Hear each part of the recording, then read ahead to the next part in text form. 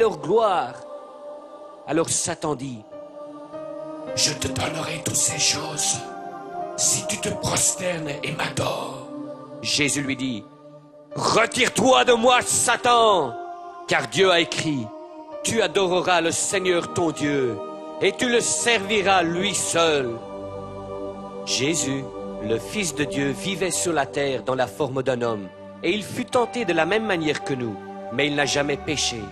Là où Adam échoua, Jésus triompha. Cela nous démontre que Jésus, en effet, peut être le sauveur de l'humanité. L'agneau envoyé de Dieu.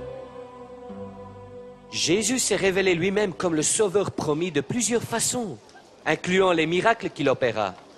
Au milieu d'une noce, il changea l'eau en vin.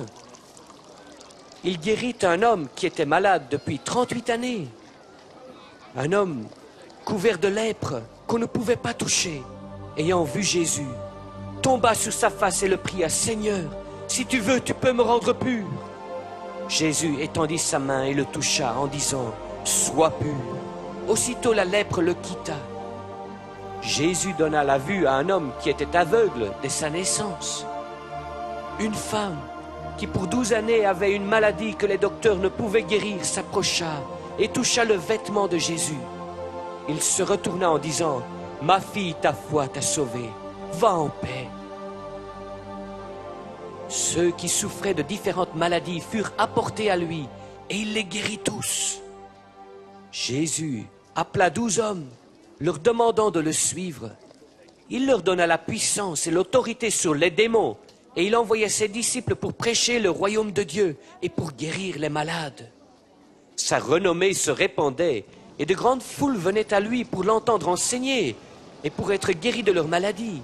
Lorsqu'une foule de 5000 hommes avait besoin de nourriture, Jésus pria sur le repas de pain et de poisson d'un jeune garçon et multiplia miraculeusement ce repas pour nourrir toute la foule, et il y eut 12 paniers de reste.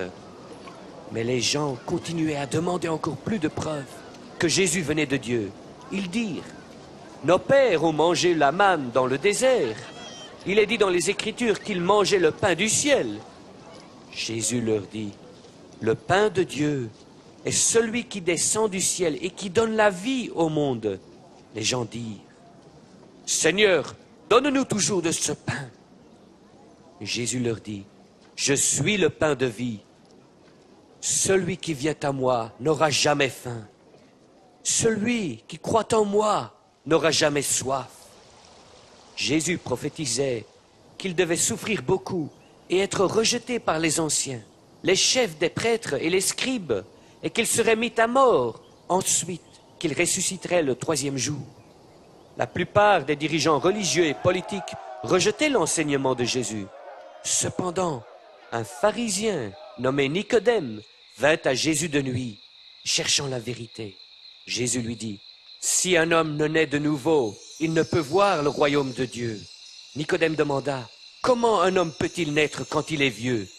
Peut-il rentrer dans le sein de sa mère et naître? » Jésus lui répondit, « Ce qui est né de la chair est chair, et ce qui est né de l'esprit est esprit.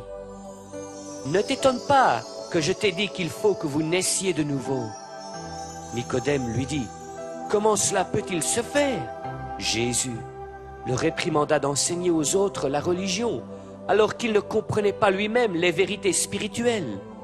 Alors Jésus lui expliqua la naissance spirituelle. « Car Dieu t'a tant aimé le monde, qu'il a donné son Fils unique, afin que quiconque croit en lui ne périsse point, mais qu'il ait la vie éternelle. Dieu n'a pas envoyé son Fils dans le monde pour condamner le monde, mais pour que le monde soit sauvé par lui.